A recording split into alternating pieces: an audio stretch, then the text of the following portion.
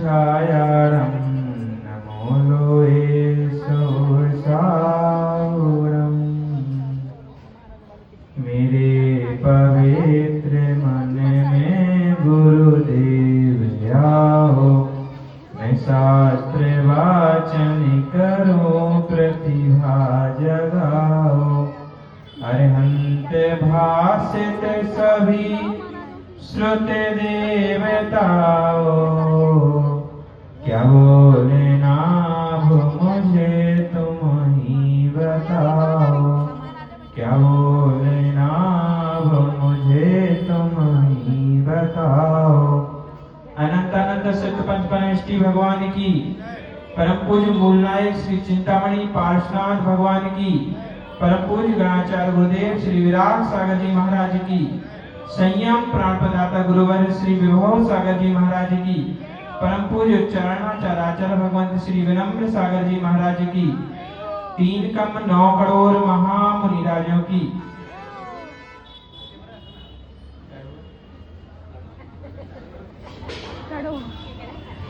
सर्वप्रथम मंचासीन विराजमान आचार्य श्री के चरणों में सतसह नमन। निवेदन है, आपने जो भी भोजन के लिए रेले हैं शीघ्रता से जाए।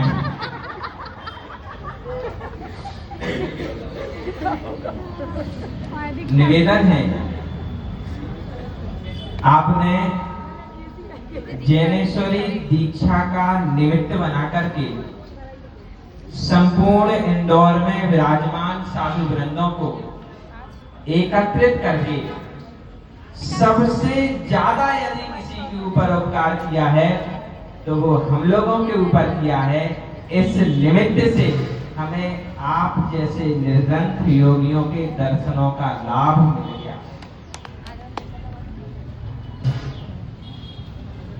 हम सभी ने छिंदवाड़ा में दीक्षित हुए साधु वृंदों का दीक्षा दिवस यहाँ पर उपस्थित होकर के मनाया। दीक्षा की पूर्व बेला में दीक्षार्थियों का अभिनंदन दीक्षा की पूर्व बेला में, और डेट निश्चित नहीं हुई है, ऐसे गुरुजी से दीक्षित होने वाले दीक्षार्थी भी कर्नाटक, महाराष्ट्र और तमिलनाडु, मध्य प्रदेश, ये सभी प्रदेशों की यात्रा कर करके यहाँ पर पधार चुके हैं। उनका भी स्वागत है। वे जिस दीक्षा को दीक्षित होने के लिए जा रहे हैं, वास्तव में वह एक ऐसी अमित ज्योति है जिसको प्राप्त कर करके किसी दूसरे प्रकाश की आवश्यकता नहीं पड़ती है। वह स्वयं में ही प्रकाशित होता है और स्वयं को ही प्रकाशित करता है। गुरुजी अभी बता रहे थे, यह दीक्षा सभी प्रकार के संबंधों को तोड़ करके ली जाती है, लेकिन यदि मैं समझता हूँ तो मैं समझता हूँ कि यह दीक्षा सभी प्रकार के संबंध गुरु चरणों से जोड़ करके ली जाती है।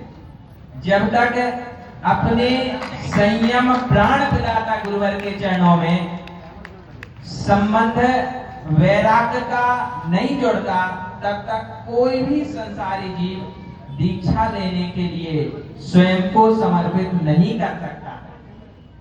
इस मंच पर आचार्य महाराज से लेकर क्षुल्लक और क्षुल्लिका तक जितने भी लोग उपस्थित हैं, जितने भी साधुवंद उपस्थित हैं, यदि देखा जाए तो कहीं ना कहीं अपने गुरु से जोड़ करके ही उन्होंने दीक्षा को प्राप्त किया है। यदि हम विभव सागर जी से जुड़े तो वो भी गणाचार्य विराग सागर जी से जुड़े। कहने का तात्पर्य यही है कि जब सब संसार के संकल्प विकल्प छूट जाते हैं, एक बार गुरुजी से कहा, भगवान आप हमेशा कहते हो कि दीक्षा लेनी चाहिए, दीक्षित होने के बाद बड़ा आनंद आता है, यह तो बतला दो कि करना क्या पड़ता है। तो पहले तो मुस्काए। जो कवि होते हैं वो मोड़ी आदमी होते हैं, पहले मुस्काए, जल्दी जवाब नहीं दिया, फिर थोड़ा शांत रह गए। हमने कहा आज उत्तर मिलने वाला, फिर स्वाध्याय चालू कर लिया। फिर स्वाध्याय में बोले अभिनंदन सुनो, जो तुम अभी करते हो ना बस ये नहीं करना, और दीक्षा के बाद जो हम बताएं वही करना। मैंने कहा आप क्या बताओगे? ऐसा कोई कठिन काम तो नहीं बता दोगे कि उपवास करो जाओ? बोले चिंता मत करो, बेटे के भीतर कितनी सामर्थ्य है माँ को पता हो या ना पता हो, लेकिन गुरु अवश्य जानते हैं मेरे शिष्य में कितनी सामर्थ्य है। और वैसा ही आज तक होता आ रहा है। उपवास हो या नीरस हो या प्रायश्चित हो, यदि सबसे कम किसी को मिलता है तो वो सौभाग्य मुझे प्रदान है।